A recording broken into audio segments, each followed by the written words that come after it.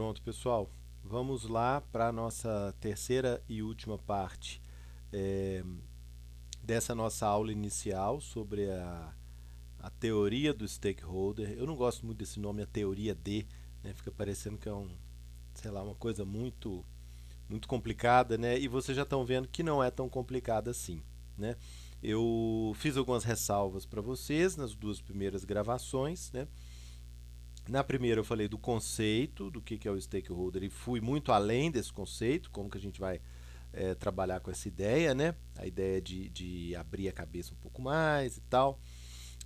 Depois, na segunda parte, eu fui é, orientar vocês sobre como identificar, como encontrar os stakeholders que são relacionados com o funcionamento da sua empresa ou da empresa onde vocês estão, a empresa que vocês estão analisando, enfim, é, é, né, se estiverem fazendo um trabalho, uma consultoria, enfim, aquela empresa, organização que é o foco de vocês, tá?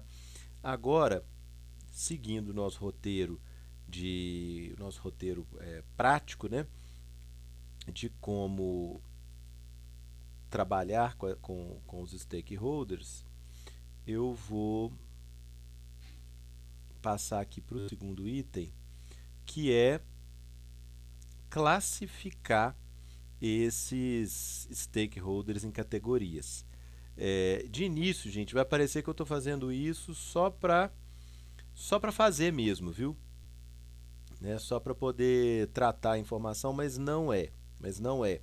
Vocês vão ver que, a depender da classificação que a gente dá para cada stakeholder, a gente vai dar para ele mais ou menos importância, a gente vai trabalhar com ele de uma forma distinta na hora mais prática, né, de como lidar com essas figuras, como trabalhar com essas figuras dentro do dia a dia ali da organização, tá? Então, essa classificação aqui, gente, é uma preparação para a gente poder colocar o assunto em prática mais adiante, ok? Então vamos lá. A primeira classificação que eu fiz, aí gente, eu botei um exemplo aqui bem genérico, viu? Estou fugindo dos genéricos, mas tem hora que a gente precisa colocar aí, né? Alguma coisa para poder ilustrar, né?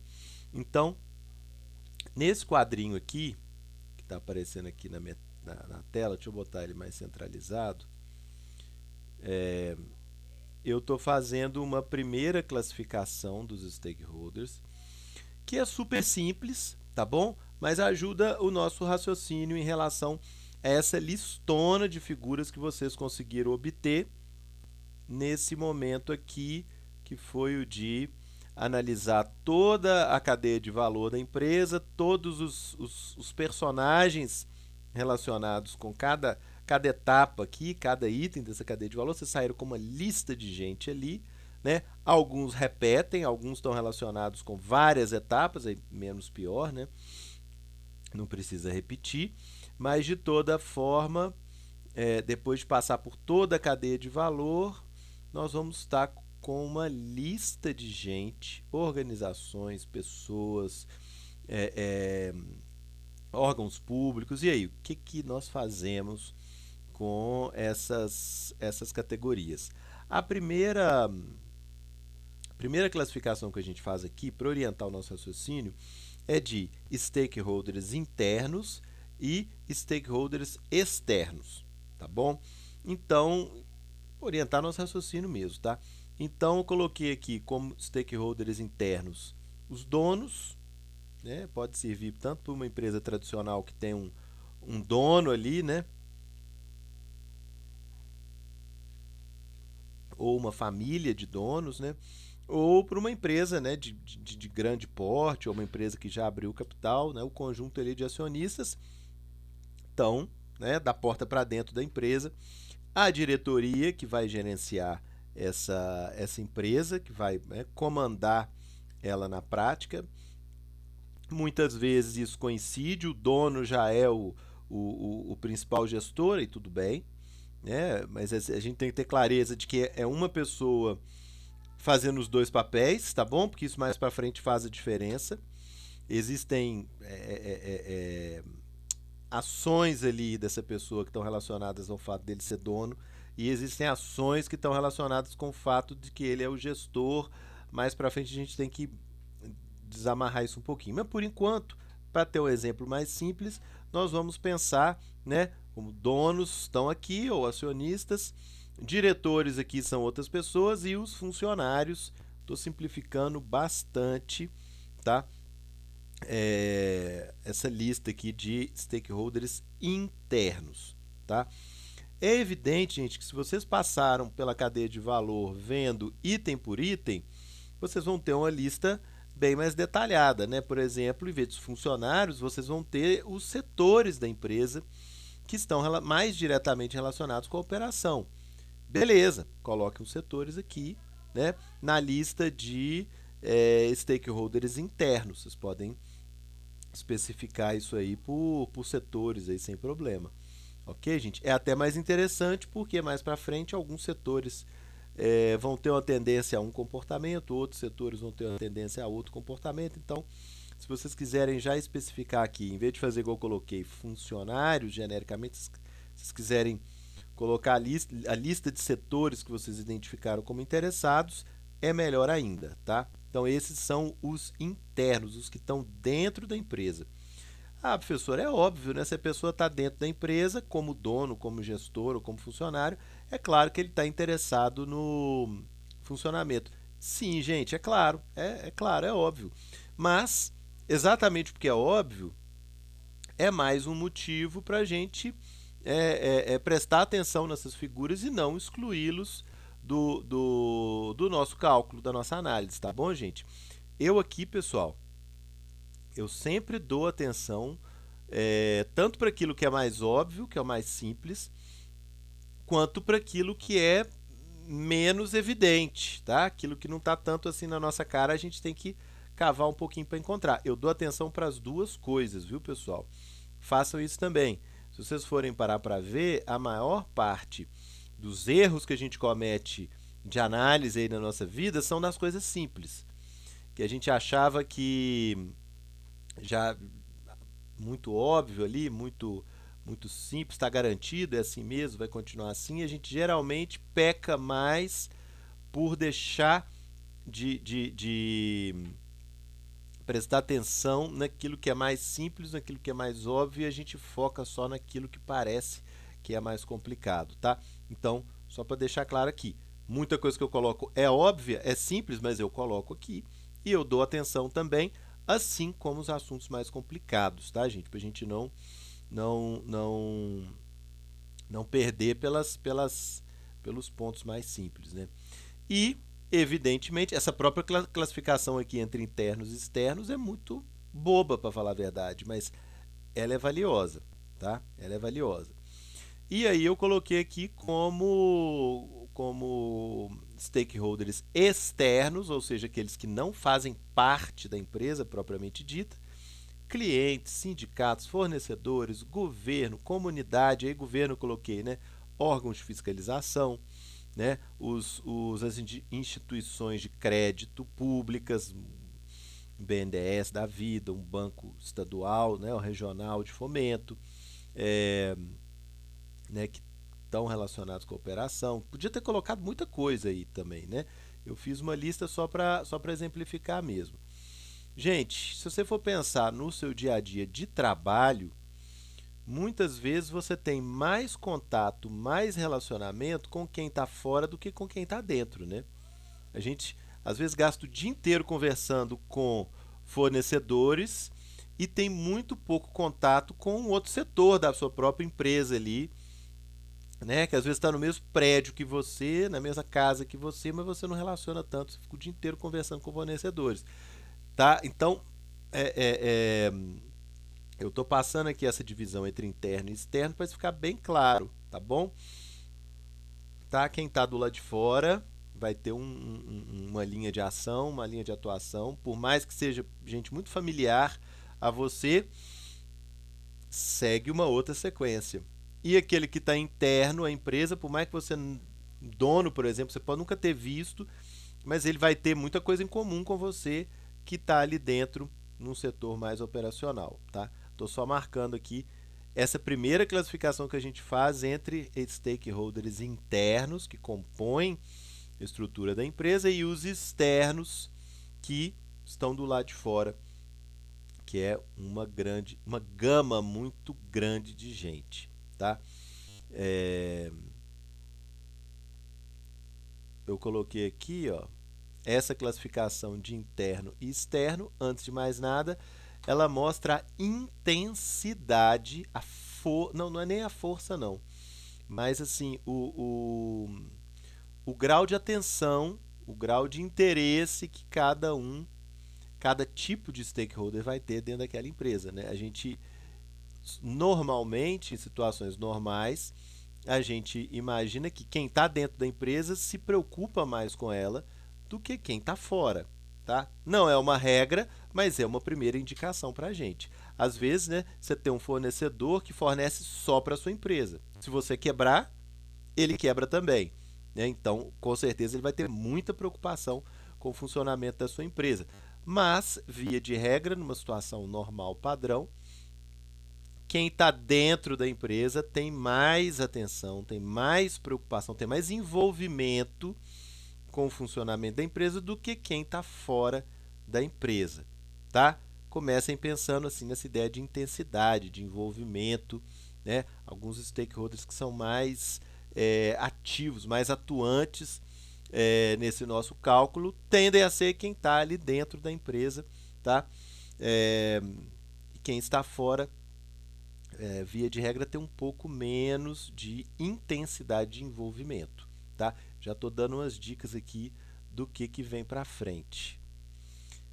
Aí, pessoal, eu levantei aqui na literatura, vou até passar o capítulo para vocês lerem também, uma outra classificação de stakeholder, tá?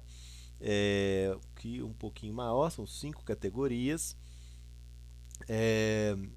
que ela, em vez de ser interno e externo, ela vai dizer o tipo de relação que esses personagens estabelecem com a organização. Então, aqui não importa tanto se está dentro ou se está fora, interessa mais o que faz em relação à empresa. Gente, isso é importante, sim, sim, viu, gente? Eu não estou só sendo preciosista aqui para entrar em detalhe, não, viu? Essas categorias são muito importantes para a gente daqui a pouco. O primeiro perfil, gente, seria o stakeholder estratégico. Esse textinho aqui que eu reproduzi do capítulo que vocês vão ler, que eu copiei mesmo, né, do capítulo, para dar uma definição, vou entrar daqui a pouco. E aqui, por minha conta, com o objetivo de didática, nessa outra coluna da direita, eu inseri palavra-chave por minha conta, tá? Então, a gente pode fazer um pulo aqui da primeira coluna para a terceira. O que é essa figura do... Isso não precisa decorar não, viu, gente? Isso aí, se for o caso na prova, eu até coloco lá esses termos aí para vocês refrescarem a memória, mas vocês têm que entender, tá bom? Então, aqui, o que seria esse personagem que é o stakeholder estratégico? Pulamos aqui para a palavra-chave, é o que está ligado com as decisões, ó, eu marquei ali decisório, tá? Stakeholder estratégico é aquele que está ligado à tomada de decisões dentro da empresa. Ok? Simples, simples assim, tá? Nem todo mundo contribui, nem todo mundo colabora para a empresa tomar as decisões dela, né? Fazer os direcionamentos aí, as orientações gerais. Nem todo mundo, mas alguns sim. Então a gente consegue destacar um grupinho ali de stakeholders que é diferente de todos os outros, porque eles participam das decisões da empresa. Aí a listinha que estava lá no capítulo, né? Acionistas, sócios, etc. Eu não gosto desse etc, mas estava lá no texto original, né? A influência desses stakeholders está na participação das decisões em nível estratégico e gerencial e na verificação do atendimento dos objetivos e resultados da organização. Até digitei um R a mais aqui. Então, gente, tenham isso em mente. Esse tipo de stakeholder estratégico, ou seja, né, aqueles que estão envolvidos com a questão decisória, de que forma, o que eles fazem dentro da organização, como que eles se relacionam com a organização. Eles ditam as regras principais, tá? Eles tomam as decisões principais. São importantíssimos, né, gente? São importantíssimos. Mas lembrem aqui aquele ponto que eu falei com vocês. O, o, o stakeholder precisa da organização e a organização precisa dele. Então, todas as outras categorias que nós vamos ver aqui, elas são importantes também, tá? As outras categorias de stakeholders são importantes também. Uma segunda categoria de stakeholder aqui, aqui ó, gente, ó, o que eu estou falando? Essa lista aqui é para classificar de acordo com o tipo de relação que eles têm com a empresa, tá? Beleza, stakeholder estratégico participa da tomada de decisão. Evidente, né, gente, que ele é um stakeholder interno.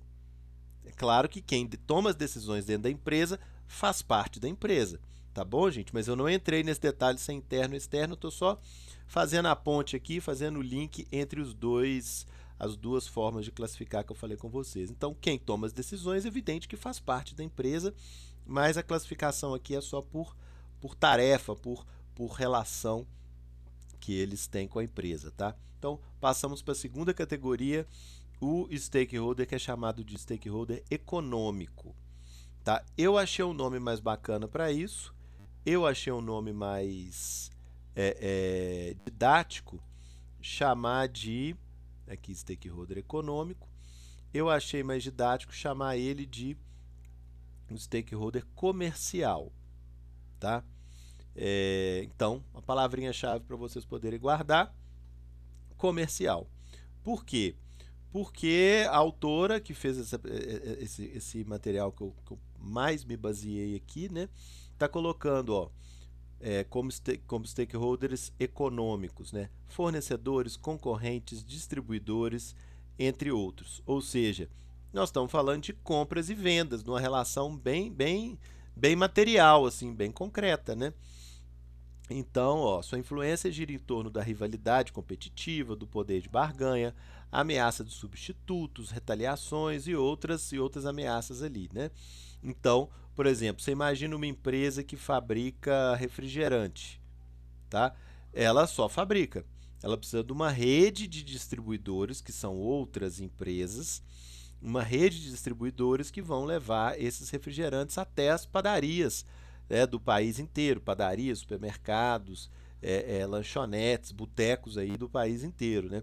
Então ela depende muito desses distribuidores, ela depende 100% desses distribuidores.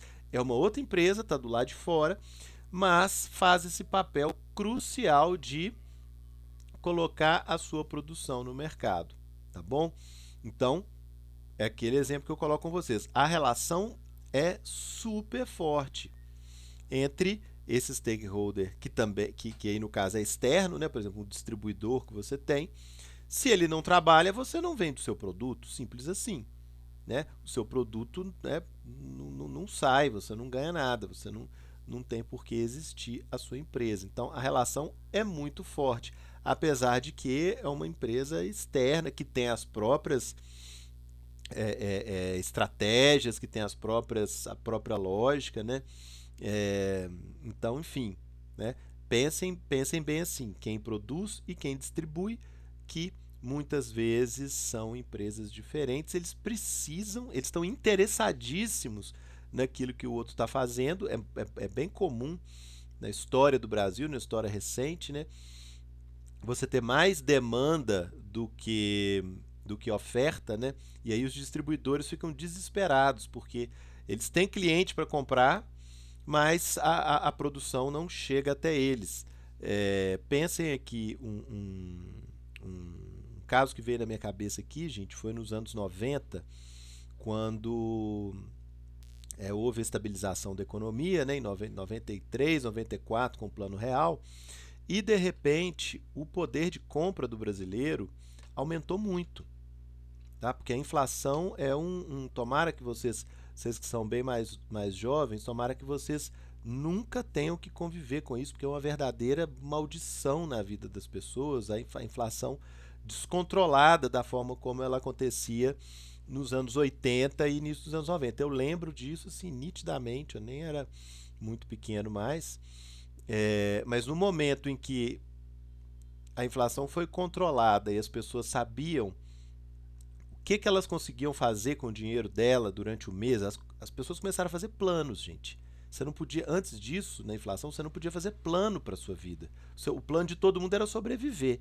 Tirando os super ricos, que aí é outra categoria, mas da classe média para baixo, o plano era sobreviver e você raciocinava de semana em semana. Não conseguia fazer muito plano assim até mês que vem, segundo semestre. Não conseguia fazer isso. Isso é a realidade, né?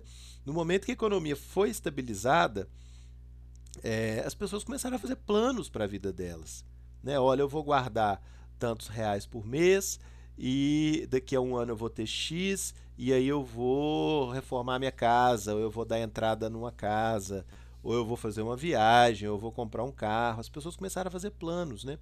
E hoje vocês fazem plano, a situação pode estar ruim que for, mas eu consigo ver as minhas contas, por exemplo, eu vou cortar essa despesa para pagar minhas dívidas dentro de 6 meses, um ano. A gente consegue fazer planos hoje em dia, né? Mas antes de 93 isso não era possível.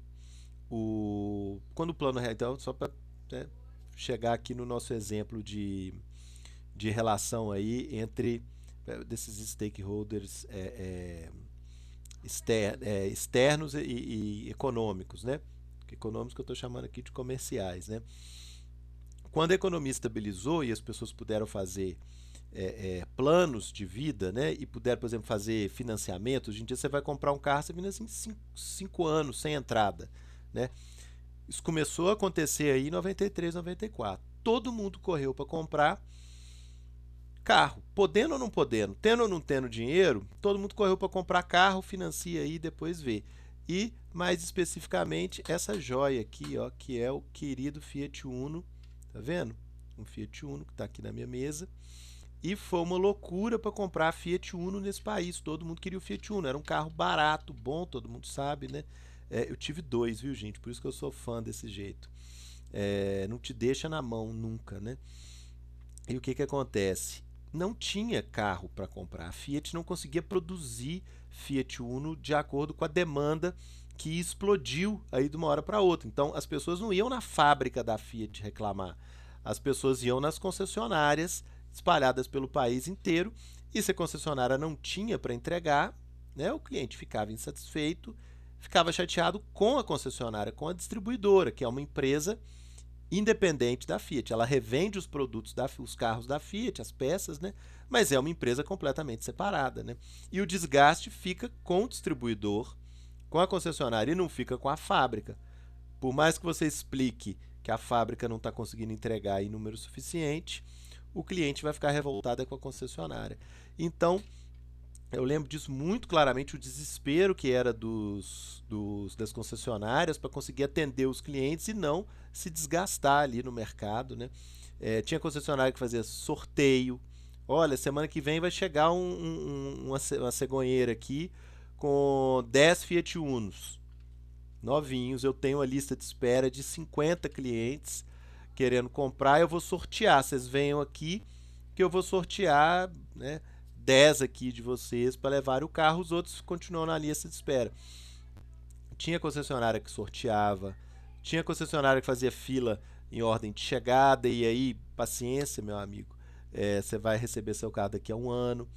Tinha concessionária que cobrava por fora, que era o ágil.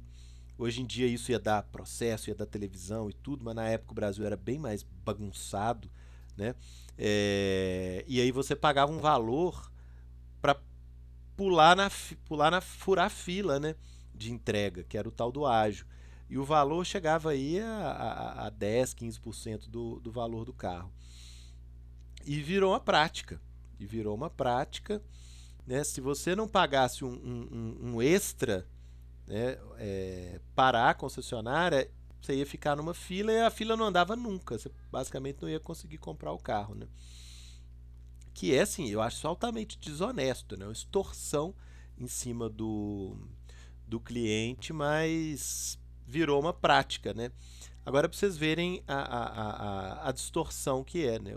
O distribuidor com uma série de problemas, né, para atender a clientela dele, completamente separado da dinâmica da produção, que está, né, concentrada lá na fábrica da Fiat, e cada distribuidor tendo que fazer o seu milagre para poder conseguir entregar, e muitas recorrendo desse mecanismo que é ilegal e antiético e tudo mais, que era cobrar um extra, que era cobrar o ágio.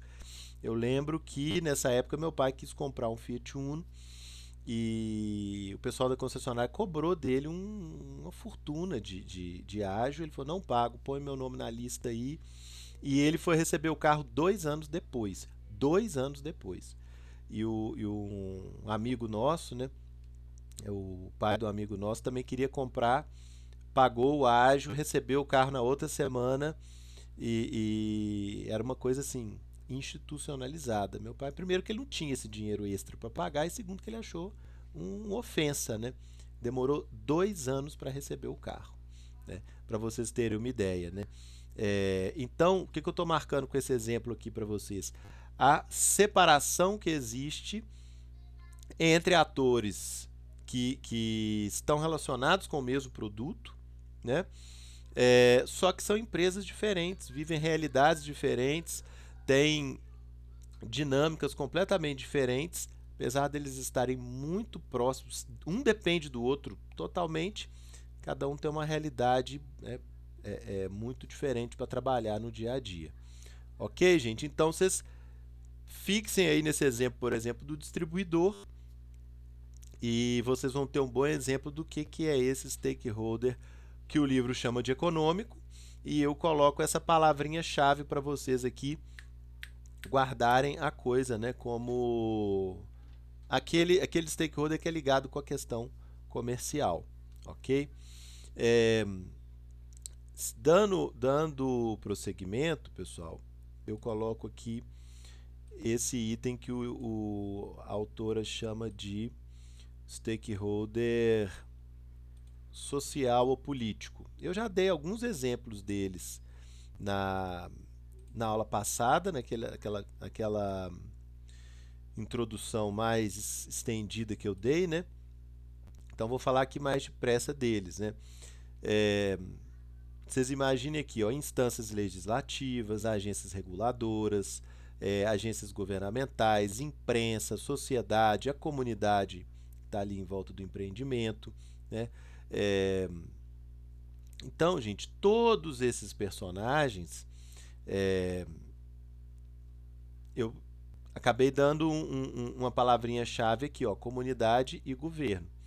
Todos eles, né, não diretamente, né, não é igual, por exemplo, um distribuidor do seu produto que está abraçado com você ali, vai afundar junto com você, apesar de ser uma empresa diferente.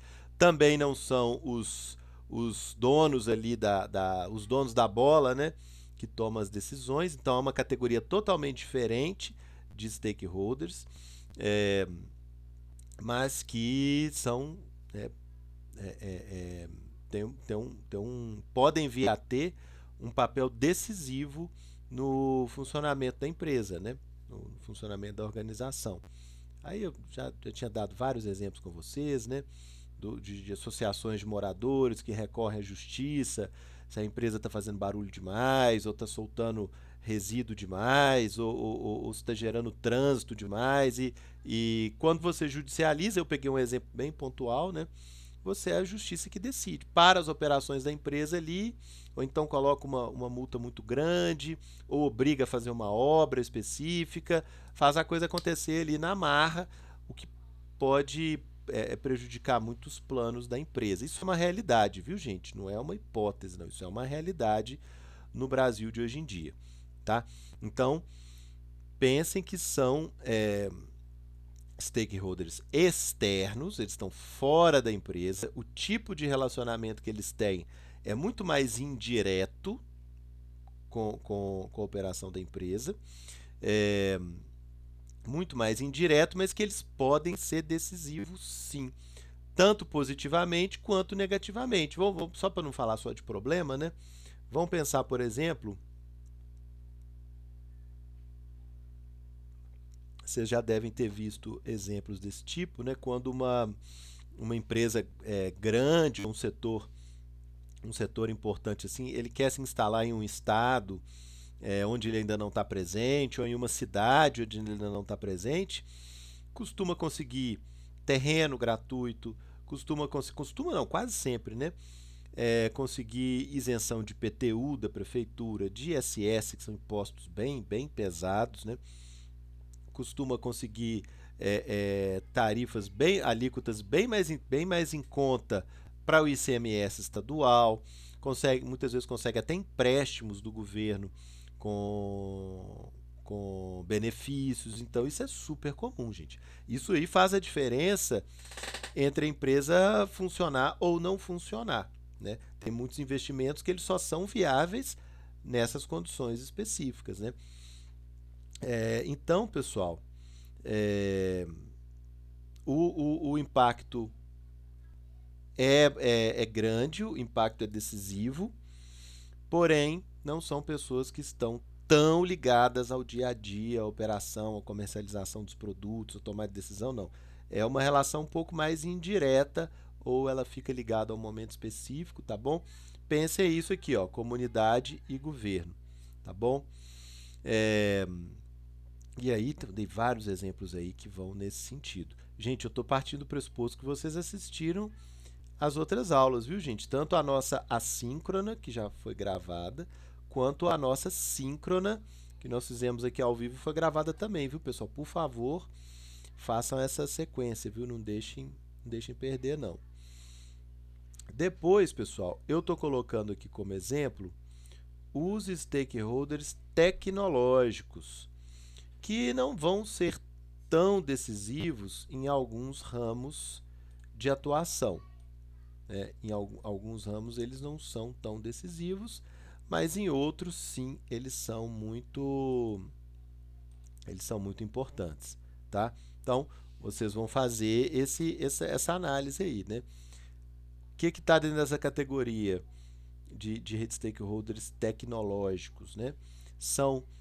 Inclui empresas inovadoras, agências de padronização, donos de tecnologias competitivas, né? Sua influência está na propagação de tecnologias atuais e adoção de padrões da indústria. Eu coloquei como palavrinha-chave a palavra inovação, tá? Em alguns setores isso é muito importante, em outros nem tanto.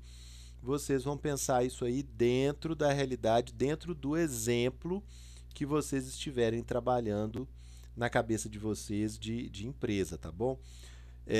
Eu estava vendo uma notícia essa semana, né? Evidente que as notícias são principalmente sobre pandemia. Parece que o Instituto Butantan vai começar a fabricar uma vacina que é 100% nacional. Ela não precisa mais da matéria-prima que vem da China. E vocês estão acompanhando que tem hora que a China para de entregar a matéria-prima para fazer a vacina, né, Coronavac, e tem hora que a China entrega, tem hora que a China não entrega, é uma coisa que a gente fica totalmente dependendo deles. E aí essa nova vacina que o Butantan está fazendo não precisa mais da matéria-prima que venha do exterior. Aí eu pensei, ufa, né, a gente vai conseguir uma certa autonomia nesse sentido. Não, me enganei. Essa nova vacina ela vai ser totalmente feita no Brasil, mas ela depende de uma tecnologia que é importada, ou seja, como fazer, nós não inventamos o como fazer, nós compramos a tecnologia pronta de algum outro país, ou enfim, de algum agente externo. Isso tem tudo a ver com esse exemplo que eu estou falando aqui. Você utiliza uma tecnologia que você comprou lá fora, uma patente, né? Às vezes até uma máquina, né? E você depende da autorização, você depende do apoio desse parceiro externo para você continuar produzindo, tá bom? Se você não mantém o acordo com esse ator externo, você não pode mais continuar produzindo. É quase que como um insumo da produção, viu, gente? Quase que como insumo da produção.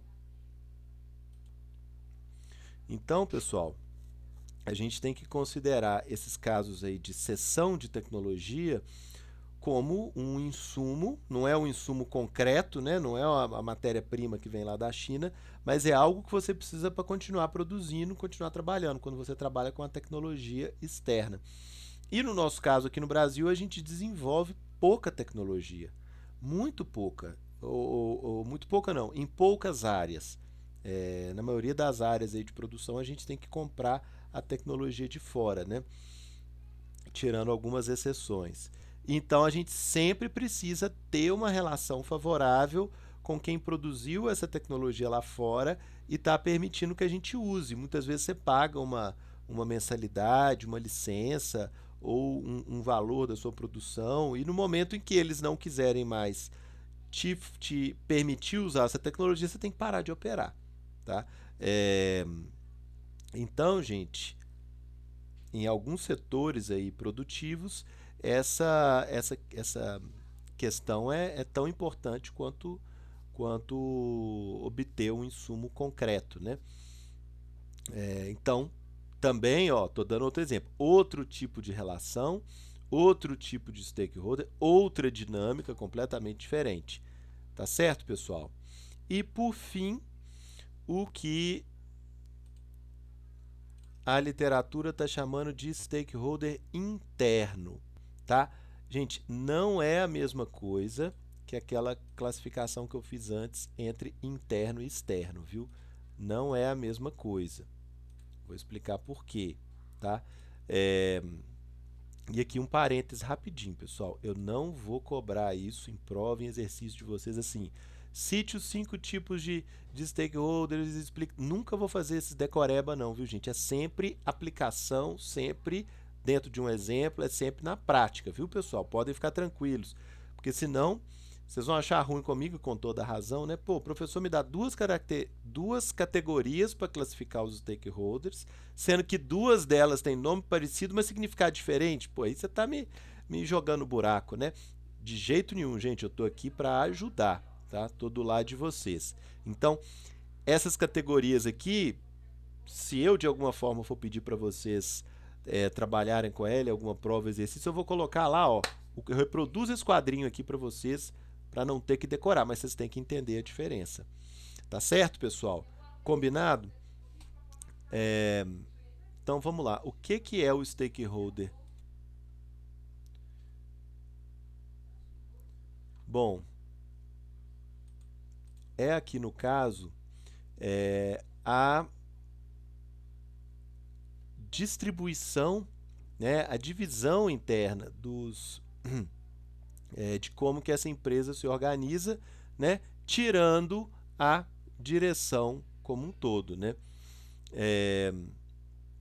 Para essa categoria, o que eu estou falando? Essa classificação aqui de stakeholder interno está querendo dizer muito mais aqueles setores que estão ligados à produção, tá bom? Pela forma como foi redigido aqui, né? Olha, inclui departamentos, funcionários e outros. Atuam dentro da organização e sua influência está nas relações internas. Então, é mais do que dizer só quem está dentro, quem está fora, mas principalmente dizer quem está imediatamente ligado à produção, tá bom? Por que eu estou falando isso? Porque a diretoria aqui de cima e os donos também está do lado de dentro, mas não está colocando a mão na massa na produção diretamente, tá bom? Então, esse perfil aqui de stakeholder estratégico e de stakeholder interno, os dois são internos, tá bom? Mas nessa lógica aqui, o interno é aquele ligado à produção, tá bom? Mas não estressem com essa classificação, não. É só mesmo para marcar a diferença entre eles aqui que eu estou falando com vocês, tá certo? Por que o nome em uma categoria interno quer dizer todo mundo está do lado de dentro, externo todo mundo está do lado de fora.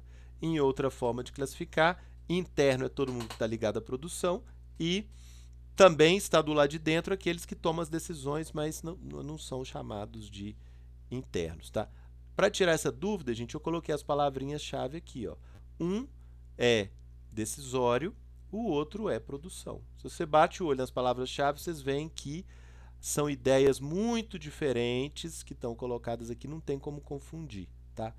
Olhando aqui o termo que está lá no livro, no capítulo, a gente é um pouco mais difícil mesmo, tá? Então, na dúvida, bate o olho nessa coluna aqui, ó, da direita, que tem as categorias, as palavras-chave que eu coloquei para vocês entenderem cada categoria. Bom, esse ponto aqui eu já tinha falado com vocês, né? Tinha falado muito. É uma via de mão dupla. A empresa precisa dos stakeholders tanto quanto os stakeholders precisam da empresa. Isso eu já tinha falado isso antes. E assim a gente conclui essa etapa aqui de classificar. Então, o que significa? Vocês pegam a lista que vocês fizeram, né, de todo mundo que está relacionado com todas as etapas da produção, e depois vocês vão ver um por um em qual dessas 5 categorias que entra, tá bom? Classifiquem de acordo com essas 5 categorias que eu estou colocando aqui, ok? Na próxima etapa, que aí nós vamos fazer, que ela é mais espinhosa um pouco, ela é mais delicada um pouco, aí nós vamos fazer isso na nossa aula síncrona, tá bom? Que aí vai ter alguns detalhes aí, eu vou passar um trabalho para vocês, então, ao longo dessa semana, né? Semana do 14 a 18, eu vou passar um trabalho para vocês, que vocês vão trabalhar com localização de stakeholders e classificação deles de acordo com essa listazinha de 5 categorias, tá? Vamos processar bem essa informação, vamos digerir isso antes de começar a trabalhar mais profundamente esses personagens. Tá bom, gente? Vou encerrar aqui por hoje. Essa terceira etapa aqui já está com mais de 40 minutos, acho que já foi muito conteúdo. Vamos trabalhar primeiro esse conteúdo antes da gente prosseguir, tá bom? Então, estou encerrando aqui essa terceira etapa. Juntando as 3, nós temos a nossa aula do dia 12 de junho, assíncrona, tá bom?